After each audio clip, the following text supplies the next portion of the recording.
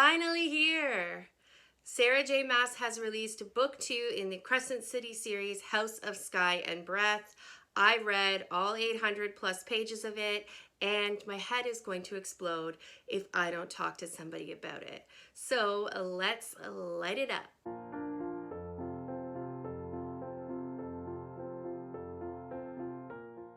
Hi, it's Ashley. Welcome back to my channel, or if you're new here, welcome. Today I'm going to be giving a spoilery discussion review of House of Sky and Breath. This is your spoiler warning. You have been warned. If you have not read House of Sky and Breath, please don't watch this video. It is worth it just to wait and read the book. If you are looking for a recap of book 1, which was a huge long book, so you probably don't want to reread it, I'm going to link my recap video right up above for you.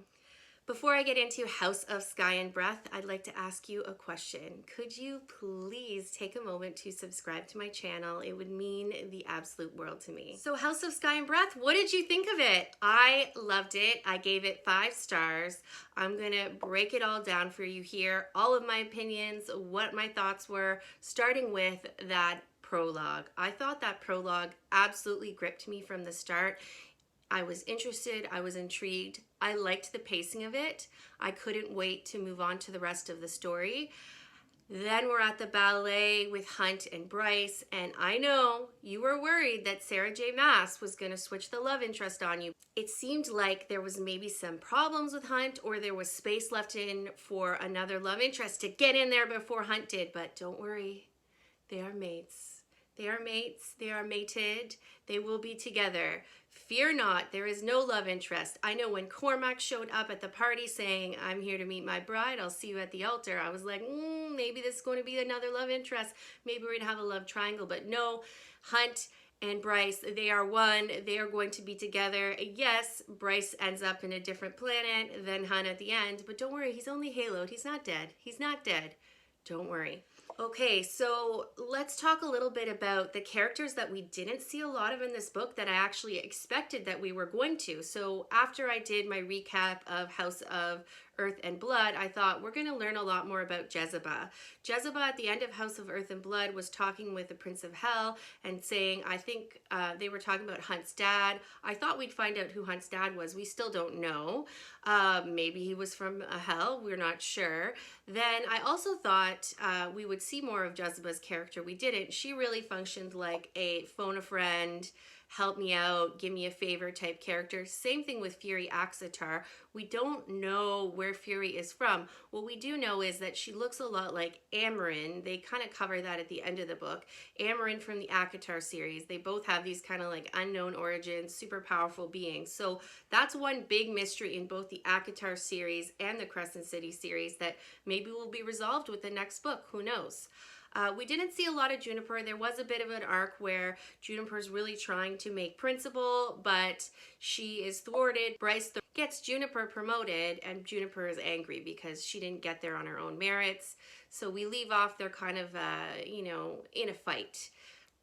I could do without that plot line. I could do without the whole ballet thing, like scrap the whole ballet thing. I'm not even sure if I guess we need Fury's character. She does play a role in helping Emil get to safety, but for the most part, Fury is not super integral to this story. Now, who we saw a lot of was Ethan Holstrom, the mopey puppy, the wolf shifter who's basically, his life sucks. His life sucks for most of the book. So first he loses Connor. Then we find out he's like, in love with Bryce, and it did tug at the heartstrings when he was talking about how he met Bryce, and even when he met her, he's like, this is gonna be my wife, we're gonna have kids, we're gonna travel the world together. Then he finds out his beloved brother is in love with her, so he holds off. Connor gets killed. He feels a ton of guilt because one of his thoughts was, oh, now I have a clear path to Bryce, which of course isn't the nicest thing to think when you've just lost your brother. So he's riddled with grief, riddled with guilt. Then he actually decides to defend Bryce in the media, and he gets kicked out, beat up, and kicked out of his wolf den, his wolf pack. A packless wolf is an unhappy wolf. And so he's kind of going through a lot of sad emotions. He's moping around. Mostly he's on the couch watching Sunball or getting bit by a demon. what I have to say is, Ethan, you need to step up, man. A lot of characters in this story have gone through hardship, and you need to stop moping about. Thank you for finally getting off the couch. He did at least try to go get that mystic at the end. More about the mystics in a minute. But really, I felt like shaking him, like, let's go. Like, the Prime offered you your own pack. Why didn't you go to the Prime yourself? Why didn't you find some way to go to the Prime yourself and tell the Prime about what Sabine had done to you? I feel like, come on, you need to mature up a little bit. You need to start taking some positive steps forward.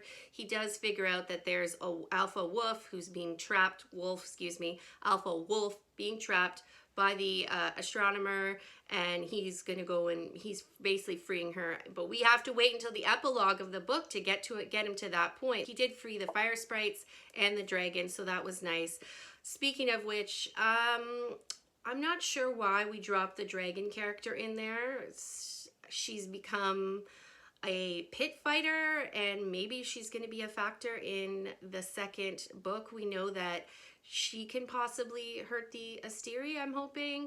I don't know about that character. I think we're going to hear more, but I said that about Jezebel and we didn't. So we'll see. We'll see if it's just kind of like a detail about this world, or if it's going to be a more significant plot point. What did you think about Ethan? Are you with me that he needs to step up? He needs to snap out of all his mopey mopes. There's lots of fish in the sea. There's lots of other fae, sassy fae out there, I'm sure. You just got to find them, Ethan. I think actually his mate is going to be this alpha wolf. Like, can two alphas be mates? I don't know. I think it's going to be this female alpha that he's freeing. And she might be the Prime that they've all been looking for. So it all comes together. Now, Therian, we saw a lot of Therian in this book. And what I have to say about him is it me, or does he make the absolute worst decisions ever? First, he thinks with his and wants to sleep with the River Queen's daughter so bad that he agrees to be betrothed to her, even though he's not really in love with her. He just wants to sleep with her. Like, horrible decision, Therian, horrible. And he's miserable being betrothed to her. He's at the whim of the River Queen. And then he's like, you know, I'm being kind of shitty. I should finally tell her the truth that I'm not into her. And instead of doing that in a way that allows him an exit, he doesn't. And he's like, shoot, I have a very limited time to get away from the River Queen, so I'm going to go sign up with the Viper Queen, who to me is just as bad, but at least I can be above, he's thinking, and have a little more freedom. I don't know. Have you seen what the Viper Queen does to all her minions? They're all like spaced out all the time. I'm really worried that he's going to end up like that. Anyway, he agrees to be a pit viper, or a pit fighter. Another huge, horrible decision. Let me tell you, this is what I would do if I was Therian. I would write a letter, have it delivered by Otter or whatever to the River Queen's daughter, explaining that you're a shit and she deserves better. Then I would be calling the ocean liner from the Ocean Queen. You know that he can have a place there, and then he can go serve there. There we go. Instead, now you're tied to the Viper Queen. Come on, Therian. Of just bad decisions. Am I right? Bad decisions. What do you think of Cormac? I love the idea of Cormac and Sophie together. Our first big twist reveal was that Cormac is Agent Silverbow. Loved that. Didn't see it coming. I was really disappointed we didn't see our Thunderbird Sophie actually use her Thunderbird power very often. I thought she was a really interesting character. I think it was really great how Sarah J. Maas really criticizes the sort of system of slavery and the system of oppression and hierarchy and dictatorship here. I know that was a big criticism of book one, was that it glamorized almost like colonization and slavery and oppression. And you really see that this book is refuting that. You see a lot of the rebels. You understand that the Asteri are bad and that their hierarchies are bad. Lots of critiques of slavery in here and wanting to free people from slavery. I know that some people said that it was very anticlimactic, that Emil didn't have powers and that Sophie ends up being dead, even though they spend a lot of the book searching for them. And I kind of liked that, and let me tell you why. I like it when an author can subvert my expectations. I can predict a lot of plots, and I didn't predict this one, and I enjoyed the fact that I didn't predict it. I enjoyed that the book played with my expectations. I did not think that that's how it was going to play out. I was expecting some big Thunderbird / Bryce and Hunt fight against some of the baddies in the book. Let's talk about the villains. So we've got all the H's in this book. We've got Murdoch, who is the hellhound, who is like a horrible, menacing blood wolf shifter, I guess. And he was very terrifying. We've got the H's. We've got the Hammer, who is Pollux. We've got the Hind, who is Lydia, the half-sister of Hypaxia. We've got the Harpy. She's also very terrifying. And then you learn that they tried to call Hunt Hunter, and Sandriel tried to call him that, and Hunt was like, no, I'm not going to be part of your cadre of evil villains here. And they were all really menacing. I thought there was a really good job done with playing with your mind about who is Agent Day. Agent Day, Daybreak. They are my favorite couple of the whole series, Rune and Lydia, or the Hind. The reveal that it was the Hind, I did suspect. I know you probably did too, am I right? You suspected that it was the Hind. I know I did. At first I thought it was Hypaxia, and then I was like, no, okay, it's not. Then I thought it was the Hind, and what kept me thinking maybe it's not is the scene at the beginning, that prologue where the Hind kills Sophie. And it was very interesting to me that Sarah J. Maas stresses that by talking about how, no, she actually called that underwater sea liner. She was trying to protect her identity, but still save Sophie. They were just too late. And, you know, she did use that technique to also save Hunt and Bryce and Therian and Rune and Cormac when they went to blow up the mech suit, etc. So you know that she uses that method to try to help the other side out. And she's this great source of information. I love that she's such a flawed character. She has a very sordid past. She's done a lot of things that she's not proud of, just like Hunt. But at least Hunt was kind of resisting from the beginning. She clearly has turned at some point. I think it takes a lot of fortitude to do that. I think that it absolutely broke my heart when she's banging on the mental walls of Rune at the end. Like, I know that Rune and her are mates and that they are going to make up. And I love a star-crossed lover relationship. And I love their dynamic. I love that they met on this mental bridge. And he basically fell in love with her without really seeing her face. And that was incredible. It's like Love is Blind right in the book. You know what I'm saying? I love their relationship. I was sad that Cormac and Sophie both got killed. I understood why Cormac wanted to die. Like, he lost the love of his life, which was Sophie. He wanted to just go out with a bang and destroy these mech suits, which were going to be big agents of violence and chaos. That made sense to me. I'm sad we won't see more of Cormac. I thought maybe we'd see more of Connor, actually. We were supposed to talk to Connor's soul or ghost, but we didn't get that. That's okay. Another instance where my expectations were subverted. I was okay with it. What do you think about how Sarah J. Maas really plays with our stereotypes about hell? Now, I actually really like that because I know, for example, in Greek mythology, we think of Hades as an equivalent to the devil, but he's not. He's just a caretaker of the underworld. We've got the same sort of playing with our understanding of hell here. We think of hell as this horrible place, fire and brimstone, the princes of hell as being evil. That's what everyone in the book is told. And you find out, no, they're actually on the side of good. They've defeated the Austeri, and they're still trying to help push the Austeri out of other planets. And they, in fact, even one of them fell in love with a fae. So they're not actually these evil, wicked beings that you think they are. And yes, they have some lesser demons who are like, you know, the ones that terrorize people in the first book, but they're not all like that. Hell is actually good. The Mystics. Have you seen the movie Minority Report? It came out a while ago. It was with Tom Cruise. And in that movie, they have these 3 precogs, which are people who have the ability to see the future. And they're like floating in these tanks. I'll put a picture up. And that is all I can think about when we have the Mystics. Even though they can't really see the future, they can more like reach out mentally. But again, that's what I was thinking about with these Mystics. So I don't know, it was a little bit derivative for me, but I get why they're in the book. I think it's great that, as I said, Ethan has finally stepped up to free this alpha wolf mystic. I think we're going to see more of her in book 3.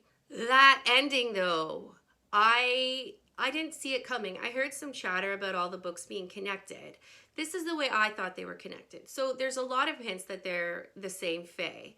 in ACOTAR and in this series. One of them is the way they mate. You know, they've got the pointed ears. A lot of the magic's the same. Like you've got winnowing in the ACOTAR series, and then it's the same as teleporting in this series. So there is a lot of parallels. What I thought is ACOTAR, like Pyrithian and everything, it's the same planet as Midgard, only this is now far, far in the future. What you find out is that this is the same time period. It's just you have Midgard, where the Fae migrated to through a portal or through a rift. They've come to Midgard. The Asteri conquered them. There was a big battle. The Fae princess was able to seal Midgard off, so trapping the Asteri there so they can't go and colonize other planets, and the original Fae planet is safe. But interestingly, because the planet Midgard is ruled by the Asteri, and they're basically immortal beings, and they've gone all over the universe conquering all sorts of planets, they have really, really advanced technology. That made sense to me. I understood that explanation as to why the technology was more advanced in Midgard versus in the ACOTAR world. You know, the Asteri have gone to many different planets. They've lived for a very long time. It would make sense that they would have access to more technological advancements, and their society would be much more advanced. One of the things I really liked about the Asteri as this kind of, it's kind of like finding out you're in the Matrix. The Asteri are basically, it's a farm for starlight, all of Midgard, right? They're creating this starlight which the Asteri feed off of. And the Asteri said, like, we do this, this is our way of eating. It's just like food or drink. It made me think of humans and the way we farm animals. And the fact that there's a rationale for why the evil characters are evil, I really liked that. It was like Thanos in the Marvel universe. There's a rationale. They're not just evil for evil's sake. They have a reason for doing what they're doing. Yes, we can agree that it's not, that it's ultimately net bad, and we want to get rid of them or at least push them out. And I liked it. I liked the idea that they're this parasitic creature. I enjoyed reading that ending. You have like the winged creature that picks up Bryce. You think, are you in hell? No, it's actually Azrael. You find out that it's all it's all the cadre of our inner circle from the ACOTAR series. And you know, that like reveal at the end, it really punches you in the gut, like, oh my God, it is recent and Feyre, and now we are going to have a crossover book, which I'm going to tentatively call A Court of Houses until we get a title. So I really enjoyed the ending. I think it's brave of Sarah J. Maas to try to connect these worlds. It's a risky thing. It's hard to do. There is a few questions that I have that I'm hoping book 3 will answer. I'm going to make a separate video about possible plot holes that I saw in this book and what questions I have that are left unanswered. And then I'm also going to make a really detailed video that explains the ending, because there's a lot of information packed in there. It's kind of hard to understand. I had to read it a couple times in order to really wrap my head around it. You know, like I said, it's like Bryce is finding out she lives in the Matrix, but a brave crossover move from Sarah J. Maas. Tell me, what did you think of it? What did you think of the plot, the villains? What did you think of the fact that Emil has no powers? I liked it. It subverted my expectations. What do you think of Agent Day and Rune? Do you think he's going to forgive her? Are they mates? What do you think is going to happen in the next book? I would love to know your thoughts. Tell me overall, was this book a 5-star read for you? It was for me. Until next time, this is Ashley saying thank you so much for watching. Have a great day and happy reading. Bye.